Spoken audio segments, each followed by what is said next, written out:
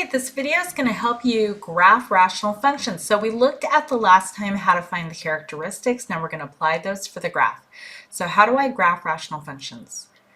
So here I've got one ready for you. And the very first thing you want to do is factor. Factor, factor, factor. Okay, so I'm going to say factor and find the reduced function. Find r of x. So I'm going to come over here and figure that one out.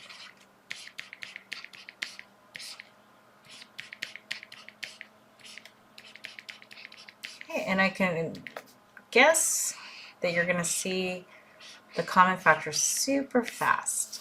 And then our reduced function, so the graph looks like this with some more characteristics. Looks like 3 over x plus 1.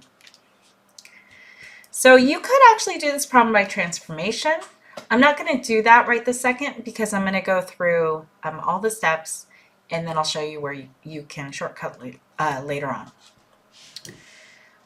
All right, so for the rest of the problem, we're going to be working with the reduced form, which is right here.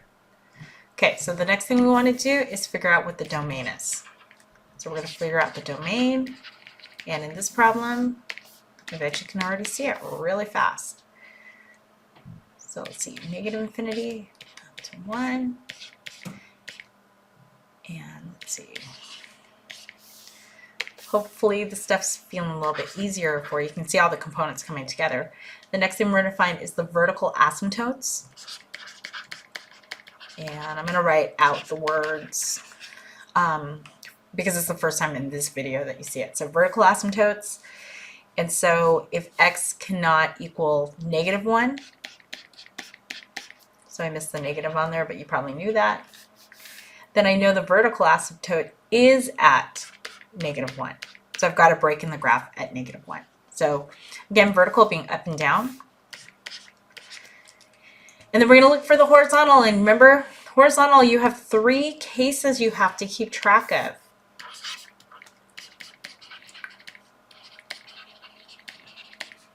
All right, so we're going to take a look at this function, or the reduced function, and we're going to look at the powers. Compare those powers. All right. On the bottom, I have 1, and remember I have a constant, so on the top I have 0. So what I really have is the case that the bottom degree is bigger than the top degree. If you go back and look at your notes, you will see that that means by default we have a horizontal asymptote at y equals 0. And that makes sense because, again, if you did this by transformation, you would see that it does look like the parent function in many ways. So we're moving on to finding the x-intercepts and the y-intercepts. So if you're finding the x-intercepts, you know you just let y equal 0. I'm taking the reduced form, and then I'm substituting in my y value 0 here. I'm showing you this with sound because there's a weird thing that happens in this problem. So just like the previous lesson, you're going to multiply by the reciprocal, okay, the reciprocal of the fraction, and this side becomes 0, so that's good. I'm going to erase this part. I'll write it in a little bit here. I'm going to write a little bit neater for you. So on this side, which is the left side, it just goes to 0, and when you cancel out or make these into 1, you get 3. So what this shows us is 0 cannot equal 3, so there are no x-intercepts in this graph. And that is because you have a horizontal asymptote at y equals 0.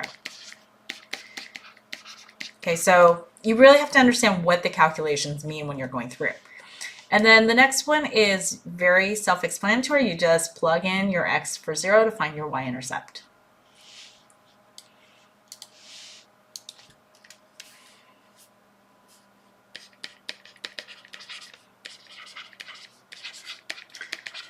So let x equal 0, and then plug it into, and I'm reminding you, the reduced form. I'm going to write that again.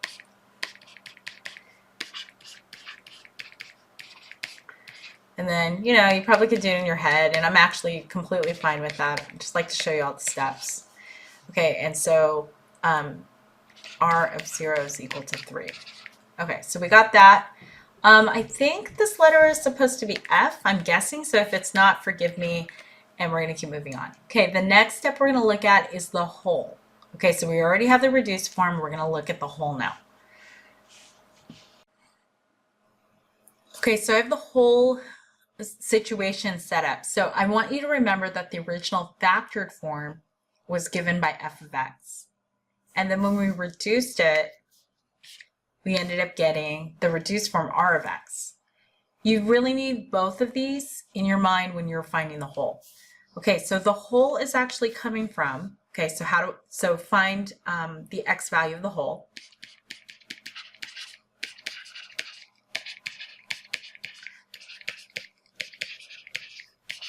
Okay, so this is where there's a break in the graph, right? So find the value of the whole. It comes from the common factors. So it's coming from the fact that we're canceling out the x minus 1. Okay, it's coming from this, which means the whole is located at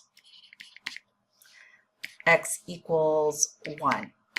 And that's the value we're going to use in order to do this problem. All right.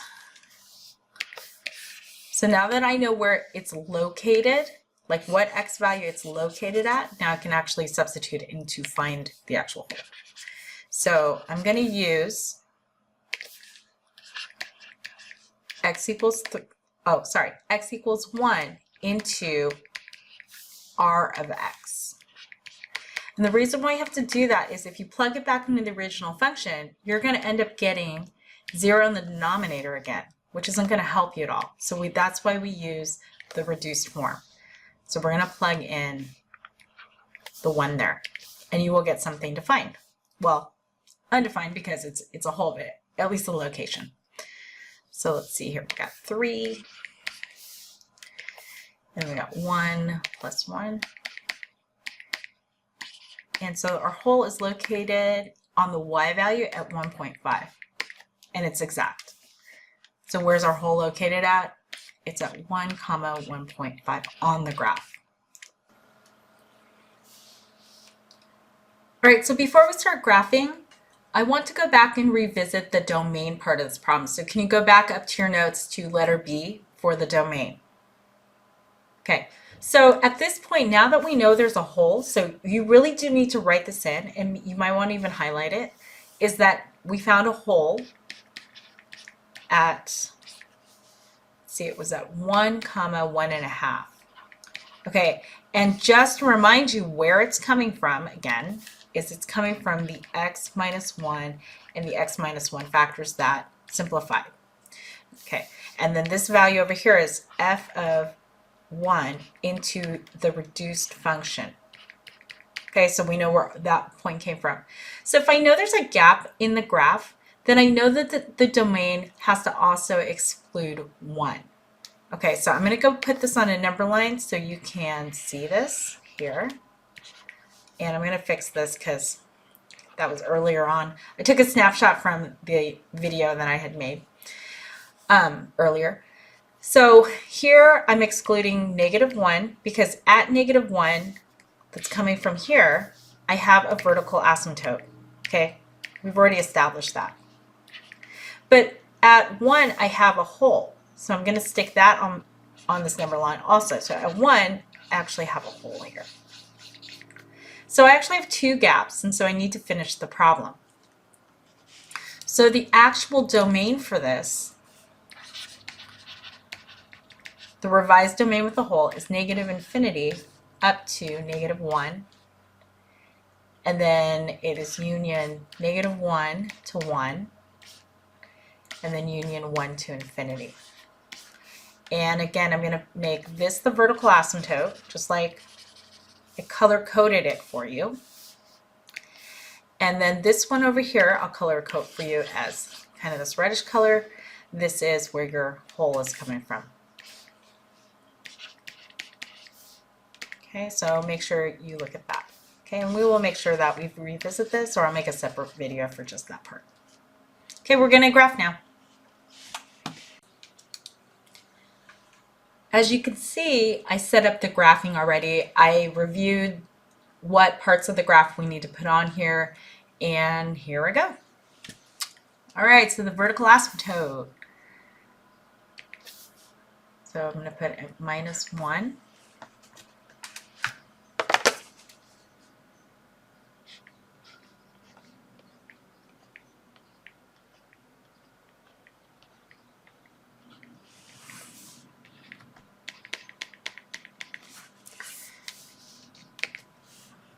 And then the y equals 0, horizontal asymptote.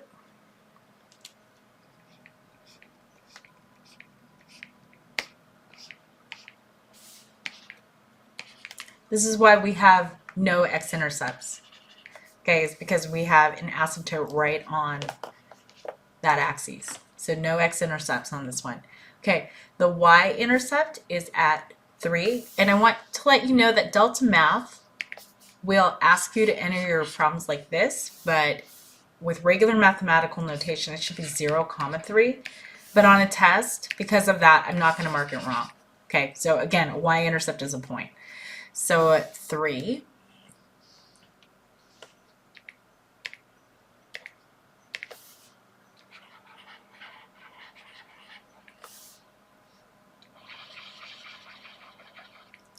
and then we have our hole. And the hole actually helps you figure out what's going on this graph. Okay, so it should be halfway between. Let's see if I can get a little bit better here.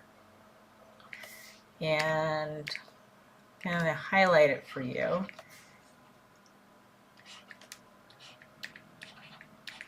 All right, so I've got my parts of my graph, and as you can see, I'm going to have to use test points. So on this part on the right-hand side, I can use the vertical asymptote and the horizontal asymptote to decipher that my graph is headed this way.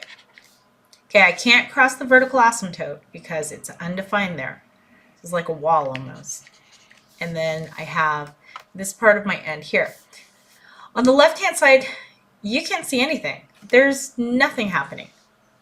So you're going to have to do a bunch of test points. Now, the test points that you use have to go in the reduced form. You do not put them back in the original. So the test values. And I will go ahead and calculate those for you. And then the question would be, well, how many do you need? I would say you need anywhere from, for this side of the graph, you probably need anywhere from 3, no, I take that back. I'm going to say if you strategically figure out, you need 2 to 4 points. So this is the part of the graph that we're looking at. So again, you can pick whatever you like. I'm going to pick -2 just because it's right near the asymptote. That'll give me some information. And then I'm going to use -7. So you can see I kind of spread things out to get a better view. I may have to do another value, but I'm hoping that's enough.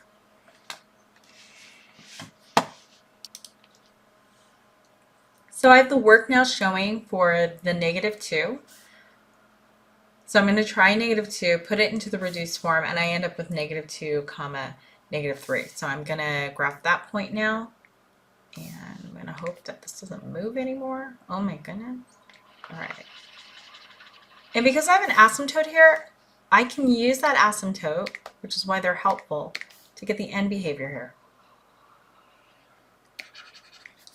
And then likewise, I'm going to calculate super fast that -7 that I talked about earlier into the reduced form. So I'm going to erase this so it's a little bit clearer what's going on. And here, I'll erase all of it. The R of -7 is going to give me about -0.5. So it's not about as exact. So I'm going to go ahead and look at that. And that makes sense. I mean, you would probably see that those values, as you get more negative, are going to get closer to that asymptote. And so based on the asymptote, I know the end behavior will look like that. So that is a complete graph. I know it's a ton of work. You're going to be practicing these, and I hope you have a good day.